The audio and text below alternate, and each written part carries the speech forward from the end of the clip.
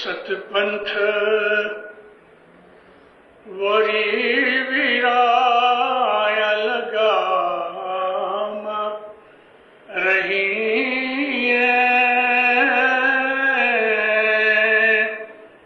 नूर पियो मुखे झूठों न कहीं। शौकीन मौलाना हज़रत इमाम पे सलवात पढ़ो मोमिनो, अल्लाहुम्मा सल्ली अला मुहम्मद व आले मुहम्मद। जब से खुदा ताला ने इस जमीन के ऊपर मजहब उतारा, लाखों साल हो चुके हैं। मजहब का नाम इस्लाम रखा। खुदा कुरान में यह फरमाता है कि हर नबी का दीन इस्लाम था। अरबी लफ्ज इस्लाम शायद ना हो गए, संस्कृत वर्ड होगा सनातन धर्म, सतपंथ, और भी कुछ नाम हो सकते हैं, लेकिन जो बेसिक प्रिंसिपल था वो ये था, खुदा ताला की मर्जी के सामने अपने आप को सुपुर्द कर देना, ये इस्लाम का मतलब है। इंग्लिश में कहते हैं submit to the will of God. इस पर से खुदा ताला का कहना ऐसा है कि जमाने के हिसाब से खुदा ने अपने नबियों को दुनिया के अंदर हिदायत करने के लिए सर्टन गाइडेंस के साथ भेजा, और वो गाइडेंस हर जमाने के अंदर लोगों की समझ बढ़ती गई, सिविलाइजेशन बढ़ती गई, कल्चर पैदा हुए। इस हिसाब से खुदा ताला की ये हिदायत जमाने के हिसाब से बदलती रही और हर जगह इसमें इम्प्रूवमेंट होते रहे। इस्लाम दीन की जो आखिरी इंस्टॉलमेंट है, ये आखिरी इंस्टॉलमेंट रसूलुल्लाह मोहम्मद सल्लल्लाहु अलैहि वसल्लम के हाथ से आज से 1400 साल पहले पूरी की। और कुरान पाक में इस बात की शहादत है कि आज मैं तुम्हारे दीन को तुम्हारे ऊपर नेमत के तौर पे मैं कबूल करता हूँ, मुकम्मल करता हूँ, कामिल करता हूँ। तो यहाँ मुर्तज़ा अली की डिक्लेरेशन के बाद ये आयत उतरी और इसके बाद वही का सिलसिला बंद हो गया। मैं यहाँ ये कहना चाहता हूँ कि इस्लाम दीन जो था वो यहाँ मुकम्मल हुआ मोहम्मद के हाथों। रसूलुल्लाह ने जमाना देख के जो चीजें हमें बताई, उनके अंदर पहली चीज ये थी कि खुदा एक है, वहदहू ला शरीक है, उसका कोई भागीदार नहीं, खुदा जैसा कोई नहीं, खुदा का कोई रंग नहीं, रूप नहीं, बदन नहीं, खुदा नूर है और जमीन और आसमानों के ऊपर उसका नूर मौजूद है। और उसके नूर से मोहम्मद का नूर जुदा हुआ और मोहम्मद के नूर से सारी क्रिएशन हुई। ये जो हिंदू लोग कहते हैं कि गुरु ब्रह्मा ने सारी क्रिएशन बनाई, वो झूठे नहीं है। वही चीज मोहम्मद रसूलुल्लाह ने कहा कि खुदा ने अपने नूर में से मेरे नूर को जुदा किया और मेरे नूर से ये सारी क्रिएशन हुई है। हम इस्माइलियों के अंदर ये जो कॉन्सेप्ट है वो आम मुसलमान भूल गए हैं। किताबों में ये चीज मौजूद है, कुरान में है, हदीसों में है, हिस्ट्री में भी है, लेकिन आम मुसलमान भूल चुके हैं। हमारे मौला ने एक दफा फरमान में फरमाया कि मुसलमान और पर्टिकुलरली सुन्नी इस्लाम ये समझते हैं कि नमाज पढ़ ली, महीने में एक दफा रोजे रख लिए, बरस में इस्लाम पूरा हो गया। मौलाना हज़रत इमाम कहते हैं हम ऐसा नहीं कहते। हम इस्माइली क्या कहते हैं कि इस दुनिया में इंसान आया है तो कोई मकसद लेके आया है, हमारी पैदाइश का कोई मकसद है। खुदा इस बात का ہمیں جواب دیتا ہے کہ میں نے جنوں کو اور انسانوں کو اس لیے بنایا ہے کہ وہ میری تابعداری کرے، میرا کام کرے، میرا حکم مانے۔ وما خلقت الجن والانس الا لیعبدون، نہیں بنایا میں نے جنوں اور انسانوں کو سوائے اس کے کہ وہ میری عبادت کرے۔ عبادت کا مطلب یہ ہے حکم ماننا، غلامی کرنا، وہ جو کہے وہی کرنا، اپنی مرضی اس کے اندر نہیں ہونی چاہیے۔ اگر ہم نے اپنی مرضی اس میں شامل کر دی تو اس کا مطلب یہ ہے کہ وہ پورا نہیں ہے۔ اگر مولا کہتا ہے بیٹھ جاؤ تو بیٹھ جاؤ، اگر مولا کہتا ہے کہ کھڑے ہو جاؤ، کھڑے ہو جاؤ۔ اگر مولا نے کہا بیٹھ جاؤ تو کیوں بیٹھے، میں کھڑے کھڑے اچھا ہوں، اگر یہ جواب ہے تو پھر پوری بوردی ختم ہو گئی۔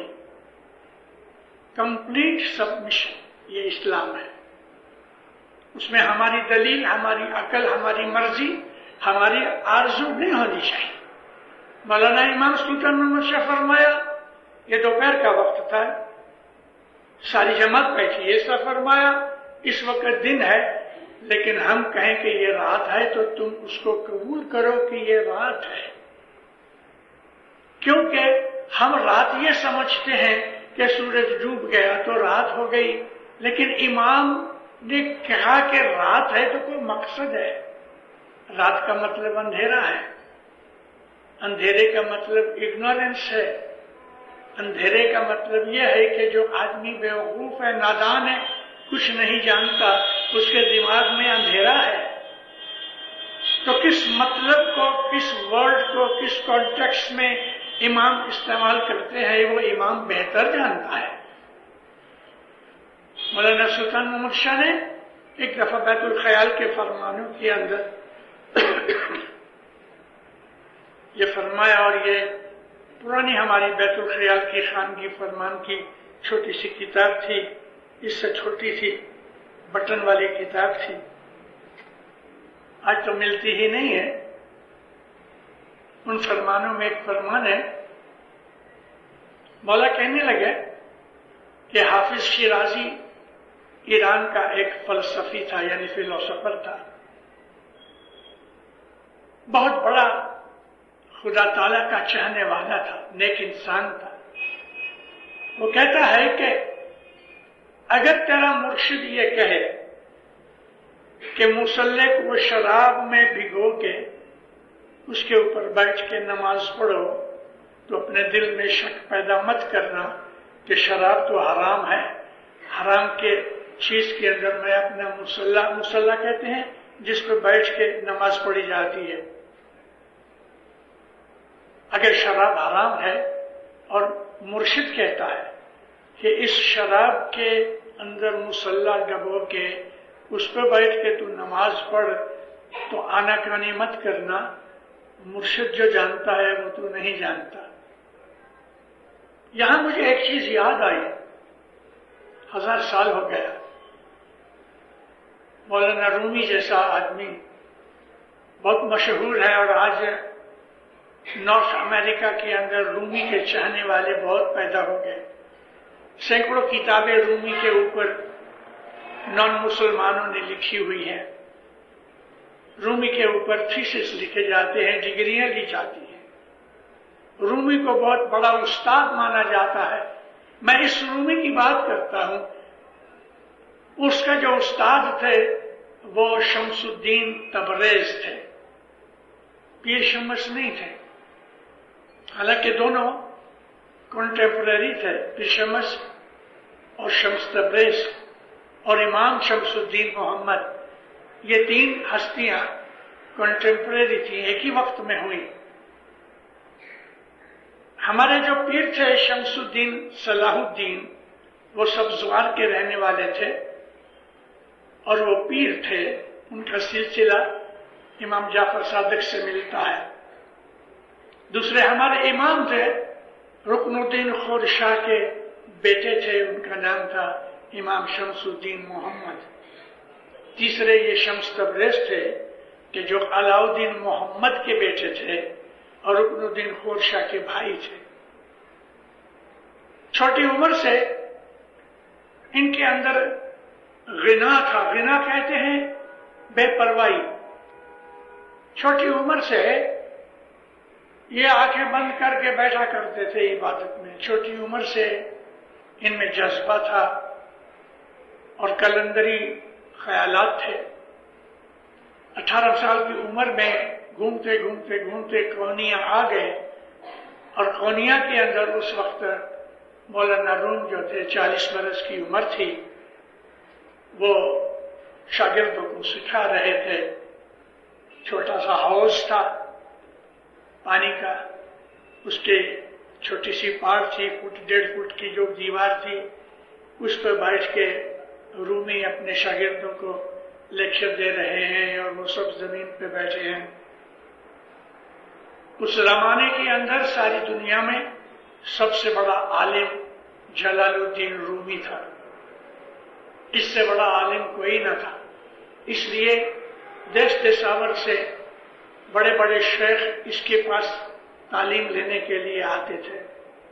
شمس تبریز میں جو آپ کو بات کہنی چاہتا ہوں وہ اس میں آ رہی ہے. شمس تبریز ناچتے کودتے 18-19 برس کی عمر تھی اور بڑے طوفانی تھے. ناچتے کودتے چلے آئے، خلل پیدا ہو گیا. سب شاگرد اس کو دیکھنے لگے، خود رومی بھی اس کو دیکھنے لگے. قریب آ کے بیٹھ گیا. جلال الدین رومی نے اگنور کیا، اپنا لیکچر جاری کیا. تو یہاں کتابیں پڑھی تھیں، ایک کتاب اٹھا کے دیکھنے لگے. اس کے ہاتھ کی لکھی ہوئی کتابیں. شاگرد بھی ہمت نہیں کرتے تھے ہاتھ لگانے کی. یہ ایک چلبلا چھوکرا اس کی کتاب اٹھائی تو اس نے کڑی آنکھ سے دیکھا، اس نے رکھ دی. تھوڑی دیر ہوئی، پھر ایک کتاب اٹھائی. رومی نے پھر دیکھا تو ہنس کے پوچھنے لگے اس میں کیا ہے؟ کچھ نہیں. رکھ دی کتاب. اب یہاں کچھ نہیں کا مطلب غصے سے کہا، بے بس ہو گیا یہ کہنے کے لیے کہ تو سمجھے گا نہیں، ایسی چیزیں ہیں. اس نے پھر اپنا سبق جاری کیا. ایک بڑی آواز آئی. کیا آواز تھی؟ شمس تبریز نے ساری کتابیں پانی میں پھینک دی. اوہو، اس کے کلیجے میں کوئی چھری مار دے گے. ایسا اس کو غصہ نہ کر سکا. اتنا دکھ لگا کہ غصہ نہ کر سکا. یہ تو نے کیا کیا؟ جب اس نے یہ کہا کہ یہ تو نے کیا کیا، اس میں کتنی اداسی تھی اس لفظ کے اندر، کتنی بے بسی تھی اس لفظ کے اندر. شمس نے آستین چڑھا کے ہاتھ ڈالا اندر، ایک کتاب نکالی، ایسا کیا، جھٹکا تو اس کے اندر سے دھوڑ نکلی. دوسری کتاب اٹھائی، پھر ایسا جھٹکا دیا، دھوڑ نکلی. سب کتابیں نکالی، ہاتھ لگایا تو سوکھی ہیں، پانی اثر نہیں کیا. نارملی یہ پاسبل ہے کہ پانی میں کوئی چیز جاوے اور پانی نہ لگے، اور وہ بھی کتاب جیسی چیز. اب اس کی آنکھ کھلی. رومی کو ایک نئی چیز ملی. پوچھتا ہے یہ کیا ہے؟ یعنی پانی میں گرنے کے بعد بھی سوکھی ہیں، یہ کیا ہے؟ کچھ نہیں، یہ کہہ کے چلے گئے. اب رومی کا بس نہ رہا، کتابیں چھوڑ دی، اس کے پیچھے بھاگا، لیکن شمس غائب ہو گیا. شاگرد پریشان ہو گئے، یہ دیوانہ بن گیا، پڑھانا لکھانا بند ہو گیا. شمس نے جو گھونسا مارا دل پہ، اس گھونسے کا زخم تازہ تھا. اب شمس کہیں ملے نہیں. شاگرد سارے ادھر ادھر بکھر گئے، شمس کو ڈھونڈ رہے ہیں. کئی مہینوں کے بعد پتہ لگا کہ شمس فلاں جگہ ہے، تو رومی وہاں پہنچے. یوں کرتے کرتے 3 برس کے بعد ملاقات کی. خوش ہوا. اپنی اپنی استادی بھول گیا، شمس کی شاگردی قبول کی۔ یہ سیکھنا چاہتا تھا کہ یہ راز کیا ہے، یہ بھید کیا ہے، یہ رستہ کیا ہے کہ پانی کے اندر کتابیں پڑھی اور وہ گیلی نہیں ہوئی، یہ جاننا چاہتا تھا۔ یہ دنیاوی چیز نہیں ہے۔ میں اس کو بالکل شارٹ کر کے جو چیز مجھے کہنی ہے میں وہ کہنا چاہتا ہوں۔ کئی برسوں کے بعد کئی دفعہ ملاقات بھی ہوئی، لیکن ابھی تک بیٹھ کے سامنے گفتگو نہ ہوئی کہ کچھ سیکھ سکے۔ ایک دن کہا مجھے شراب پینی ہے، اسلام میں شراب حرام ہے۔ رومی جیسا بڑا شیخ عالم اس کو کہتا ہے مجھے شراب پینی ہے۔ اچھا، رومی شراب خریدنے جاتا ہے، منہ کو تھوڑا چھپایا تاکہ لوگ سمجھ نہ سکے کہ کون ہے۔ ایک شراب والے کی دکان پہ گئے، آہستہ سے بولا کہ مجھے ایک بوتل چاہیے۔ بوتل دی، ایک لکڑی لے کے آئے، کہنے لگے یہ لکڑی کے کنارے پہ ڈوری سے اس کو باندھ دو۔ باندھ دی، پیسے دیے، ایسا رکھ کے لکڑی کو، پیچھے شراب لٹکتی ہے، چلے۔ ایسا کیوں کیا؟ ابھی تک اس کے دل کے اندر شریعت کا خیال تھا کہ شراب کو ہاتھ لگانا نہیں چاہیے، پینا تو درکنار رہا لیکن شراب کو ہاتھ نہ لگے، اور لکڑی اس لیے رکھی کہ بدن کے ساتھ نہ لگے اور ہاتھ سے اٹھانا نہ پڑے، یہ احتراز کیا۔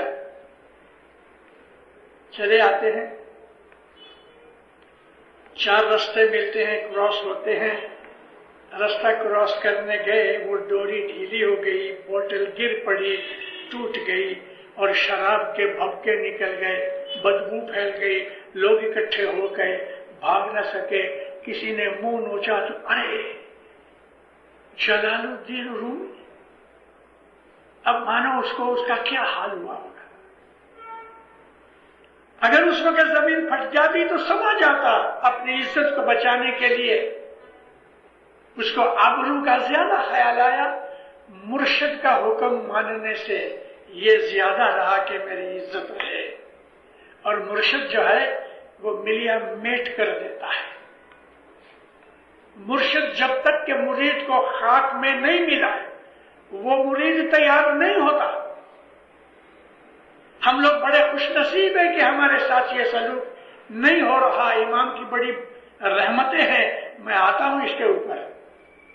اب اس کا حال کیا ہوگا؟ نگاہیں نیچی ہیں، آنکھوں سے آنسو بہ رہے ہیں، بدن کانپ رہا ہے۔ عین اس وقت یہ 18، 20، 25 برس کا لڑکا جو کچھ بھی عمر تھی، لوگوں کو ہٹا کے کلندر تھا، لوگ ہٹ گئے۔ کیا ہے کیا ہے؟ یا حضرت رومی شراب پیتا ہے۔ پیندے کے اندر تھوڑی سی شراب پڑی تھی، 2-4 چمچے جتنی رہ گئی۔ شمس تبریز نے اٹھایا اور لمبا سانس لے کے جیسے کوئی خوشبو نہ سونگتا ہوئے ایسا جو سونگا، ہنس کے کہتے ہیں ماشاءاللہ کتنا اچھا گلاب کا روح گلاب ہے، عرق ہے۔ لوگ سونگ رہے ہیں، ارے یہ تو گلاب کا عرق ہے، یہ تو گلاب کا عرق ہے۔ سوری، معاف کرنا، گستاخی معاف کرنا، لوگ بکھر گئے، چھن بن ہو گئے۔ مرشد نے آ کے عزت بچا لی لیکن خود بھاگ گیا، بھاگ گئے۔ وہی جدائی واپس پیدا ہو گئی۔ میں یہ کہنا چاہتا ہوں کہ اگر کوئی بچے کو اسکول بھیجا جائے اور ماسٹر اس کو یہ سکھاوے کہ 3 اور 2 5 ہوتے ہیں، اور وہ کہے کہ نہیں 3 اور 2 5 نہیں، 6 ہوتے ہیں، 4 ہوتے ہیں، تو وہ لڑکا سیکھ سکے گا؟ جو استاد کو چیلنج کرتا ہے وہ استاد سے زیادہ عقل والا ہے، وہ سیکھ نہیں سکتا۔ پیری مریدی کا سب سے پہلا اصول یہ ہے کمپلیٹ سبمیشن. یہی خدا تعالیٰ کی ذات پاک ہم سے یہ مانگتی ہے، جس کو ہم دین اسلام کہتے ہیں، کمپلیٹ سبمیشن. ہم سب نے حضرت امام کی بیعت کی ہے. بیعت جو ہے وہ کمپلیٹ سبمیشن کا قول ہے. ہم نے امام کی بیعت کر کے اس سے پرومس کیا ہے کہ تیرا حکم مانیں گے، تیری اوبیڈینس میں رہیں گے. تو وہ کہتا ہے اگر یہ بات ہے تو میں بھی وعدہ کرتا ہوں، پرومس کرتا ہوں کہ اس دنیا اور قیامت کے اندر میں تمہارا ہاتھ پکڑوں گا. جیسے ہم نے وعدہ کیا اوبیڈینس کا، ایسا ہی اس نے وعدہ کیا ہے پروٹیکشن کا. یہ ہے کانسیپٹ آف بیعت. بیعت کا جو اصول ہماری جماعت کے اندر ہے وہ دنیا میں کہیں نہیں. اور ہم سب نے بیعت کر کے اسماعیلی مذہب کو قبول کیا ہے. یہ دین اسلام ہے مگر شریعت کے اوپر ہے. ہمارا طریقہ طریقت ہے، اور ہمارے طریقت کے اندر یہ چیزیں ہیں کہ مرشد جو کہے وہی سچا. میری سمجھ میں نہیں آیا تو بھی میں جھوٹا، مرشد سچا. لیکن جہاں یہ بات آ گئی، حضرت امام تو بھلے نہ بولتا ہے، اپنے کو سوچنا چاہیے. بیعت ٹوٹ گئی، بیعت ٹوٹ گئی. جہاں یہ خیال آیا کہ امام نے غلطی کی ہے، استغفر اللہ، جہاں یہ خیال آیا کہ امام کی بات مانے نہ مانے ہماری مرضی ہے، تو بیعت ٹوٹ گئی. مذہب میں سے نکل گیا. بھلے جماعت خانے آتا ہے، اسماعیلی کہلاتا ہے، سب کچھ کرتا ہے نارملی، لیکن اس کے اندر سے جو بیعت کی روحانی طاقت تھی وہ مٹ چکی. ستپنتھ بوری، ستپنتھ لے کے اب تم اس سے جدا نہیں ہو سکتے، الگانا نہیں. کیونکہ اس کی جو بنیاد ہے وہ اوبیڈینس ہے. ہم اس کو عام طور پہ فرمان برداری کہتے ہیں. بیعت اور فرمان برداری ایک ہی چیز ہے. اور جب تک کہ فرمان برداری نہیں ہوتی تب تک کہ انسان سیکھ نہیں سکتا. جیسے ابھی میں نے کہا کہ اگر مرشد یا ٹیچر کہہ رہا ہے بچے کو کہ یہ الف ہے، یہ بے ہے، یہ پے ہے، اور اگر وہ اس بات کو قبول نہیں کرتا تو وہ بچہ سیکھ نہیں سکتا. یہی حال ہمارا یہ ہے. اے مومنو، دوسرے پاٹھ کو بہت دھیان سے سنو. نور پیو مکھے جھوٹو نہ کہیے. نور پی کے پھر اس منہ سے جھوٹ نہیں بولا جا سکتا. جھوٹ کا مطلب کیا ہے؟ جو چیز نہیں ہے اس چیز کو ماننا جھوٹ ہے. یوں سمجھ لیں کہ جو چیز ہے اس کو نہ ماننا جھوٹ ہے. پیر کا کہنا یہ ہے کہ تم نے نور پیا ہے. کون سا نور پیا ہے؟ مذہب کو لے کے، مذہب کو قبول کر کے ہم نے نور پیا ہے. مذہب نور ہے. اور اللہ تعالیٰ نے قرآن شریف کے اندر دین کو نور کہا ہے. مذہب نور ہے. جب ہم نے مذہب اختیار کیا تو ہم نے نور پیا ہے، کیونکہ ہم نے مذہب کو جان کے مان کے قبول کیا اور امام سے بیعت کر کے وعدہ کیا ہے. انگلش میں بولتے ہیں irrevocable promise. جو پرومس کبھی بھی نہ ٹوٹا جائے، ہم ایسا پرومس کر چکے ہیں. پیر کہتے ہیں، شمس، ہمارے پیر شمس کہتے ہیں کہ تم نے جو بیعت کی ہے، تم نے جو پرومس کیا ہے، تم نے جو دین دیا ہے، تو وہ پتہ ہے کیسا ہے؟ ہری واڑی واڑی ہیرلیانی گاٹھ رے واڑی واڑی ہیرلیانی گاٹھ تے تو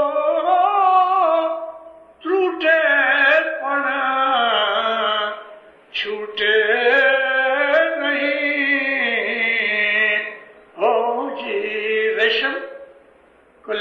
گانٹھ لگاؤ، اچھی طرح سے مضبوط کرو، اب یہ گانٹھ کبھی نہیں کھلے گی۔ بہت زور لگا ہوئے ٹوٹ جائے گی لیکن گانٹھ نہیں کھلے گی۔ یہ اشارہ بیعت کے اوپر ہے کہ تم نے جو بیعت کی ہے، تم نے جو کانگوا بھرا ہے، تم نے جو پرامس کیا ہے مذہب اختیار کرنے کا، موت آئے کہ اس کو زندگی کو توڑ دے رہے، لیکن یہ پرامس نہیں ٹوٹے گا۔ مذہب ایسا ہے۔ اے مومنوں، کچھ برس ہوئے، 25-40 برس ہوئے حضرت امام کی اس امامت میں ہم کو دور دراز کے اسماعیلیوں کی خبریں ملتی رہیں، جو کہ امام سلطان محمود شاہ اپنے عرب مریدوں کو یاد کیا کرتے تھے، لیکن حضرت امام کے زمانے میں ہمیں پتہ چلا کہ مڈل ایسٹ کے اندر، سینٹرل ایشیا کے اندر، چائنا کے اندر، آؤٹر منگولیا کے اندر، ان تمام علاقوں کے اندر لاکھوں کروڑوں مرید ہیں۔ کمیونیکیشن بڑھ گئی اور اس وجہ سے ہم کو نئی نئی خبروں کا پتہ چلا۔ 1940 میں امام کی اجازت لے کے میں تاجکستان گیا۔ تاجکستان اولڈسٹ اسماعیلیز ہیں۔ ان لوگوں کی زندگیاں سخت کٹھن وقت سے نکلی ہے، انہوں نے بڑے دکھ اٹھائے ہیں۔ 70-80-100 برس پہلے ترکی کا راج تھا، ٹرکی سلطان عبدالحمید اور اس کے جو باپ دادا تھے وہ ہماری جماعت کے دشمن تھے۔ وہ سنی ہیں، ہم شیعہ ہیں، اور شیعوں کے اندر بھی اسماعیلی ہیں، آغا خان کے مرید ہیں۔ بڑے ظلم ہوئے۔ میں ظلم بیان کرنے کے لیے نہیں آیا، لیکن میں آپ کو یہی کہتا ہوں کہ 2-4 برس کی بات نہیں، کم از کم 600 سے 700 برس تک تاجکستان اور ارد گرد کے اسماعیلیوں نے ظلم اٹھائے ہیں۔ 600 سے 700 برس تک۔ ایک سینچری میں 4 جنریشن ہوتی ہیں عام طور پہ 25 برس کی، تو اگر 600 لے گئے تو 24-25 جنریشن تک انہوں نے ظلم اٹھائے۔ زبان سے یہ نہیں نکل سکتا کہ میں شیعہ ہوں یا اسماعیلی ہوں۔ اگر زبان سے یہ نکلے تو اس کی زبان کھینچ لی جاتی تھی یا اس کو مار ڈالا جاتا تھا۔ ان حالات کے اندر، ان تکلیفوں کے اندر 1100 سال سے یہ تاجکستانیوں نے اسماعیلی مذہب کو اپنے سینوں میں دبا کے رکھا۔ کیسے زوردار، کیسے طاقتور، کیسے ایماندار، کیسے پروانہ ناساز یہ اسماعیلی ہوں گے کہ باہر ایک لفظ بھی اپنے منہ سے نہ نکلے، بچوں تک کو بھی کھیلتے کھیلتے یہ علی کا نام نہیں نکل سکتا۔ ان کنڈیشنز کے اندر انہوں نے اپنی زندگیاں کس طرح گزاری ہوں گی۔ آج جب حالات سدھر گئے، آج حضرت امام جب شام میں آئے تو ان لوگوں نے اپنے مذہب کو ڈکلیئر کیا، ظاہر کیا۔ 1100 سال سے چلے آتے ظلم اٹھاتے اٹھاتے، اور ہم فوجوں کو ذرا کوئی دباؤ آ جائے تو جس طرح بلی کی پوچھڑی کے اوپر ذرا دباؤ پڑتا ہے تو پنجہ مارتی ہے، ایسا ہم فوجے ذرا بھی دباؤ کے اندر آتے ہیں تو ہمارا ایمان بگڑ جاتا ہے، جماعت کرنا چھوڑ دیتے ہیں، لوگوں کو یالی کرنا چھوڑ دیتے ہیں، مولا کے واسطے کرٹیسائز کرنا شروع کر دیتے ہیں، کیونکہ ہمارے دلوں میں ایمان داخل نہیں ہوا اچھی طرح۔ ہم نے اپنے مذہب کو سمجھا نہیں ہے، اور ہم کو یہ جو کانسیپٹ آف بیع ہے اس کا پتہ نہیں ہے۔ مذہب کیا ہے وہ ہمیں معلوم نہیں ہے، مذہب نور ہے ہم نہیں جانتے، کیونکہ ہم نے کوشش ہی نہیں کی کہ ہم اپنے اسماعیلی مذہب کے انٹیریئر تک جا سکیں، ہم اسماعیلی مذہب کی فلسفی سمجھ سکیں، ہم اسماعیلی مذہب کے اندر چھپے ہوئے بھید جان سکیں۔ ہم نے کبھی کوشش نہیں۔ دنیا کے موج شوق میں، کھانے پینے میں، کپڑے لیتے میں، عیش و آرام کے اندر آج ساری دنیا کے اسماعیلیوں میں کھوجے نمبر 1 ہے۔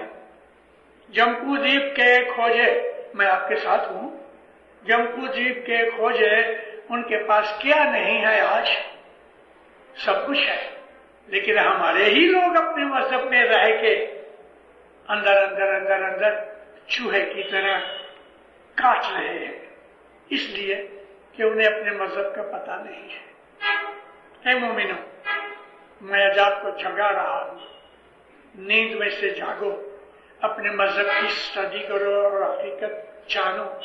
पर कौम के लोग, गैर आदमी जो इंटेलेक्चुअल्स है, अपने मजहब की स्टडीज कर रहे हैं, वो आज हजरत इमाम को जाफर सादिक की तरह देख रहे हैं। वो आज हजरत इमाम को इमाम हाकिम की तरह जान रहे हैं। वो आज हमारे इमाम को खुलफाए मिस्र के तौर पे ले रहे हैं और वो जानते हैं कि ये कौन है, हम नहीं जानते। हमारे यहाँ इस वक्त बहुत लिटरेचर है। गए 50,000 या लाख बरस में भी ऐसा टाइम कभी नहीं आया दुनिया के ऊपर कि जो आज है। इतनी कम्युनिकेशन, इतनी आसानियां, इतना लिटरेचर और ये सब चीजें हमारे हाथों तक पहुंच चुकी हैं, लेकिन फिर भी हम नींद में इस तरह सोए हैं। हमारे पास अच्छी अच्छी किताबें हैं और हमारी मर्जी अगर इंग्लिश में पढ़ने की है तो इंग्लिश में है, फारसी में है, उर्दू में है, गुजराती में है, और भी दुनिया की लैंग्वेजेस के अंदर हमारी किताबें मौजूद हैं। और नई नई इस्माइली मजहब की किताबें गैर कौम के लोग भी लिख रहे हैं। मेरा कहना यह है कि हम मजहब सिर्फ ये नहीं है कि आप मैस जमात खाने आ जाओ। जमात खाने आना जरूरी है, जमात खाने आना फर्ज है। और हमारे बैयत का पहला उसूल ये है कि हज़रत इमाम का हुक्म माने। इस जमात खाने में ऊपर बैतुल ख्याल की उलर जमात बैठी है, नीचे भी बैठी थी। मुखी रेमू थे, रेमू सुलेमान वीर जी। मौला बैठा है, काम काज होता है, फरमान कर रहा है। 2 मिनट के लिए मौला जरा आराम टेक लगा के बैठे। मुखी घुटनों के ऊपर खड़ा होकर कहते, मौला मे I give U a good news. मौला ऐसे हो गए जल्दी से, यस मुखी, व्हाट इज इट? कि खुदाबंद आजकल जमात खाने की हाजिरी बहुत अच्छी हो गई है। ओह, मौला को कोई हमारे यहाँ पता 649 की लॉटरी है, 20-20 मिलियन डॉलर मिलते हैं $1 से। तो कैसी लॉटरी लग के कैसा आदमी गरीब खुशी हो जाए। मौला को जैसे कोई बहुत बड़ी चीज मिली, फौरन मौला खड़े हो गए, माइक पकड़ के सब कहते हैं, मेरे मुखी ने मुझे कहा आजकल मेरे मुरीदों की, मेरे रूहानी बच्चों की जमात खाने की हाजिरी बहुत अच्छी हो गई। सब फरमाया, मैं इतना खुश हूँ, मैं इतना खुश हूँ कि इससे ज्यादा कोई चीज मुझे खुश नहीं करती जब मैं ये सुनता हूँ कि तुम रोज जमात खाने आते हो। अब मुंह ढीला हो गया। मौला कहते हैं, जब मैं ये सुनता हूँ कि तुम जमात खाने नहीं आते तो इससे ज्यादा दुख देने वाली मुझे और कोई चीज नहीं। तुम नहीं आते मुझे इतना दुख लगता है कि इससे ज्यादा कोई दूसरी चीज दुख नहीं देती। महज जमात खाने आने से इसको इतना सुख मिलता है हमारी तरफ से, और फिर भी हम ना आवे तो क्या हम मुरीद हैं या दुश्मन हैं? हज़रत इमाम को दुख देने वाले हैं हम लोग या सुख देने वाले हैं? बैयत करके, फरमान मानने का प्रॉमिस करके वो ये कहते हैं, तुम जमात खाने जब आते हो तो इससे ज्यादा मुझे कोई चीज खुशी नहीं देती, और जब तुम नहीं आते हो तो मुझे इससे ज्यादा कोई चीज दुख नहीं देती। तो अब हम अपने मन में समझे दीनदारों, सोचो कि मैं हज़रत इमाम को दुख देने वाला हूं। मेरी बैयत, मेरी इबादत, मेरा प्रॉमिस, मेरी आकबत, मेरी जिंदगी किस काम की कि जो मैं हज़रत इमाम को दुख दूं? नहीं दीनदारों, ऐसा नहीं होना चाहिए। हमको इधर की सिक्योरिटी की थोड़ी तकलीफ है, ट्रैफिक की तकलीफ है, डिस्टेंस की तकलीफ है ना? लेकिन ताजिकिस्तानियों ने 600-700 बरस जो तकलीफें उठाई, उसके सामने आपकी ये तकलीफें तो तुच्छ भी नहीं है। हम जमात खाने ना आवे और मौला हमारा इंतजार करे। आपने एक चीज और भी नोट की है, मैं अपनी बातों में बहुत दफा कहा कि हज़रत इमाम ऐसा नहीं बोलते व्हेन यू गो टू जमात खाना, वो कहता है व्हेन यू कम टू जमात खाना। इसलिए कि जमात खाना उसका घर है, जमात खाने में उसका नूर मौजूद है। और हमको कहा गया कि रोज इधर आओ मुझे मिलने के लिए, मेरी दुआएं लो, जमात खाने में आके रूहानियों को मिलो, फरिश्तों को मिलो, इन रूहानियों की दुआएं लो। जमात खाने में आके जो हम सलाम करते हैं शाजो दीदार का पंजा लेते हैं। आप लोग गुस्से हो जाओगे, अबू अली कैसे बड़बड़ करता है, लेकिन मैं तो कहता हूं, आपको अच्छा लगे बुरा लगे, लोग जब भी जमात करने आते हैं तो पहले दीवार ढूंढते हैं। दीवार पे बैठे हुए हैं, कोई अकेला बैठा है, कोई दो बैठे हैं। अभी शाजो दीदार लेने के लिए उनको तो शाजो दीदार मिलता भी नहीं, जो दूर दूर बैठे हुए हैं। जो अकेले बैठे हुए हैं शाजो दीदार किससे लेवे? दीवार से लेवे, पिलर से लेवे। हम एक दूसरे को जमात खाने के अंदर दुआ मांगते हैं, तुझे मौला का दीदार होवे। वो कहते हैं तुम्हें मौला का दीदार होवे। हम एक दूसरे को दीदार की दुआएं देते हैं, और ये दुआएं फरिश्ते और रूहानियां भी देते हैं। जमात खाने आने से हमको इमामों, पीरों की, फरिश्तों की, रूहानियों की, जमात की दुआएं मिलती हैं। हमारे दुख दूर होते हैं, बलाएं दूर होती हैं, आने वाली खराबियां रुक जाती हैं, हमको बरकतें मिलती हैं, तंदुरुस्ती मिलती है। मैं कहना नहीं चाहता, आज इस बात को रिपीट नहीं करता, लेकिन आप में से बहुत से लोगों ने मेरी वाज में सुना है कि इमाम सुल्तान मोहम्मद शाहदातार की माँ को बच्चा नहीं होता था तो हसन अली शाह माँ बाप के पास जाके खोड़ा भराया और हुक्म ये हुआ कि तुम रोज जमात खाने जाओ। माता सलामत पछड़ी उतार के चटाइयाँ साफ करती थी, जैसे औरतें घुटनों के ऊपर डेकी मारती हैं, इस तरह से। और उसको इमाम सुल्तान मोहम्मद शाह 10 महीने के बाद मिले। जमात खाने में से इमाम की माँ को भी बच्चा हुआ, और इस जमात खाने को हमने ऑर्डिनरी हालत में ले लिया।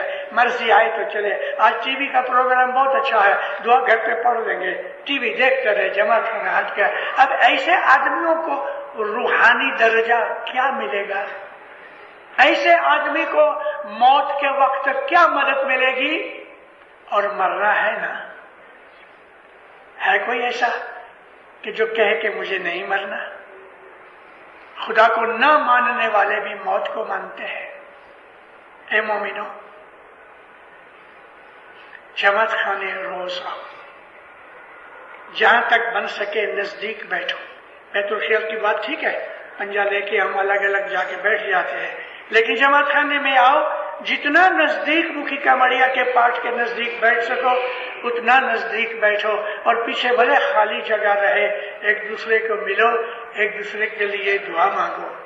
हम नूर पीते हैं, मजहब हमारा नूर है, गिनान नूर है, फरमान नूर है, वाजों में नूर है, नियाज की प्याली में नूर है। इन जमात खानों की चटाइयों में बैठने से भी हमको नूर की हकीकत का पता लगता है। इन चटाइयों के ऊपर बैठ के इबादत होती है, इन चटाइयों के ऊपर बैठ के हम सजदा करते हैं। इन लोगों के अंदर भी कुछ है तो सही। मौला आपको दिनों दुनिया की नियामतें देवे। जमात खाने रोज आओ मोमिनो, अपने आल औलाद को भी ये सिखाओ, सुखी आबाद रहो। मौला आपकी नेक उम्मीदें पूरी करे, हकीकती समझ देवे, आफतें बलाएं दूर करे, नेमतें देवे, बख्शिशें देवे, बरकतें देवे। बीमारी, बला, आफत, दुख, दलिदर, गरीबी, जो भी दुख है इंसान के सब दूर करे, अपनी पनाह में छतर छाया में रखे, जमातों में, कुटुंब कबीलों में इत्तेफाक और मोहब्बत देवे। मौला हमेशा आपको अपनी छतर छाया में रखे। ऐसा